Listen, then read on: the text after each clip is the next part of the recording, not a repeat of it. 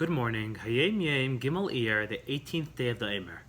So in the year that Hayom Yom was published in 1943, Gimmel Iyar fell out on Shabbos Kedoshim.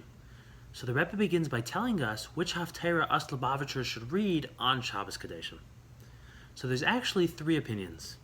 Most Ashkenazim hold that on Shabbos Achrei Mos, we should read a Haftorah from the book of Amos, which begins with the words Haloi Chivnei Chushim. And then on Shabbos Kedoshim, we should read a Haftorah from the book of Yecheskel, chapter 22, which begins with the words Vayihi Dvar Hashem Elai. The Svardim hold that on Shabbos Achrei Mos we should read the Haftorah from Yecheskel, chapter 22, Vayihi Dvar Hashem Elai. And then on Shabbos Kedoshim, we should read another Haftorah from Yecheskel, chapter 20, which also begins with the same words Vayihi Dvar Hashem Elai. Says the Rebbe that us Lubavitchers, so on Shabbos Achrei Mos, we should follow the Ashkenazim. We should read the Haftorah from the book of Amos, Halei Chivnei Chushim. But on Shabbos Kedoshim, we should follow the Svardim. We should read the Haftorah from Yecheskel chapter 20, Vayihi Dvar Hashem Elai. Then the Rebbe tells us a law that pertains to Motzei Shabbos. The Gemara says that on Motzei Shabbos, before you hear Havdalah, everyone agrees that you are not allowed to eat or drink anything during that period. But it gets a little bit more complicated when it comes to drinking water. Some of the Chachamim, some of the sages in the Gemara, forbade drinking water. They said it wasn't allowed. Other Chachamim said it was no big deal. You were allowed to drink water then. And the Shulchan Aruch and the Alter Rebbe Shulchan Aruch both paskin, that on Motzei Shabbos before you make Havdalah, you are allowed to drink water. But the Rebbe says that it is our custom not to drink water on Motzei Shabbos before you hear Havdalah. Moving right along, there is another Hayom Yom entry coming up actually, Tes Iyar, where it teaches us a very radical idea of the Baal Shem Tov. The Baal Shem Tov taught that everything a person sees or hears is meant to be instructive. Everything you hear about, everything you see, everything you witness is meant to give you perspective. It's meant to teach you how you can be a better Jew, how you can be a better person, how you could serve Hashem better. So in today's Hayom Yom, the Rebbe tells us how Reb Zushe Ma'anapoli, one of the greatest Hasidic masters of the 18th century, took this teaching of the Baal Shem Tov to its natural conclusion.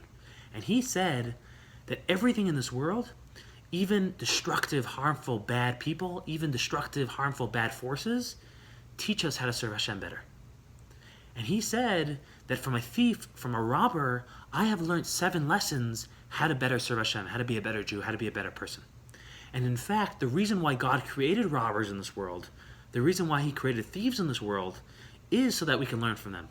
Is so that we can look at them and see what techniques they use to succeed in their terrible, destructive craft and emulate them in the positive and use those techniques in the positive. And he said the first thing that you can learn from a thief is how to be discreet and inconspicuous. Because anyone really successful in life accomplishes great things quietly, without fuss, without making a big deal about it. The second thing that you learn from a thief is that a thief doesn't just do what's comfortable, what's easy, what's safe. A thief really puts himself out there. He really takes risks. He puts himself in danger to get what he wants. And if you want to succeed in life, you need to put yourself out there. You need to take risks. You can't just do what's safe and easy and comfortable, or else you won't really succeed. The third thing that he said we can learn from a thief is that a thief is very detail-oriented. He realizes and he knows that he cannot afford to overlook anything, any of the small details. Like we say in English, it's all in the details. You could have all the greatest ideas, you could have all the greatest passion, but if you don't give the time, if you don't pay attention to the small things, the small little details that come together to make a bigger sum, you will be met with limited success in life. The fourth thing he said that we learn from a thief is plain old hard work. Anything of value in life comes through hard work. Nothing of value in life comes easily. The only way to succeed, there's no two ways about it, is to work hard, is to put in the hard work. The fifth thing that he said we learn from a thief is that a thief is not sluggish or lazy. A thief is not lethargic. When he does his job, when he does his craft, he does it with alacrity, with sharpness. He does it with a sense of urgency. And that's the way a person has to be. Everything you do has to be done with purpose, with a sense of urgency, with a drive. You can't be lazy and sluggish, or else you're not really going to succeed. The sixth thing that he said we learn from a thief is that a thief is always very bullish. He's a very bullish person. He's very self-assured and self-confident in his abilities, and he's very hopeful and optimistic about his chances. Because anyone who's engaging in such a line of work has to really believe in their own abilities and has to believe in their own luck and in their lucky stars to engage in such work. And every person, says the Rebbe, has to be like that. And whatever you're doing in life, you have to believe in what you're doing, believe in yourself, and believe in your lucky stars, and Hashem is looking out for you, and everything's going to work out. And you have to be optimistic about whatever you're doing. And the seventh and final thing that he said we learn from a thief is we learn resilience and perseverance. A thief never gives up. No matter how many times he fails, no matter how many times things don't work out, he keeps coming back. He keeps trying again and again and again until he finally succeeds. So that's the Hayom Yom. Now the Rebbe actually applied many of these 7 different lessons to all different kinds of people in all different kinds of situations, but just one that stands out is someone once wrote to the Rebbe how they were having a very hard time finding their soulmate, finding their bashert. And they kept going out with people and it kept falling through and not really working out. So the Rebbe told them this word of Reb Zushe and the 7-point, and he said, you can't give up. You have to keep trying and try again and again and again, and eventually you will successfully find your bashert, you will find your soulmate, you will succeed. Now, actually, the source of today's Hayom Yom is from a letter of the Friediker Rebbe. Somebody once wrote to the Friediker Rebbe that life is so hard, life is so tough, life is so challenging. And they even quoted a teaching of our sages which says, Al karchach atachai, which basically means life is really hard, life is really tough.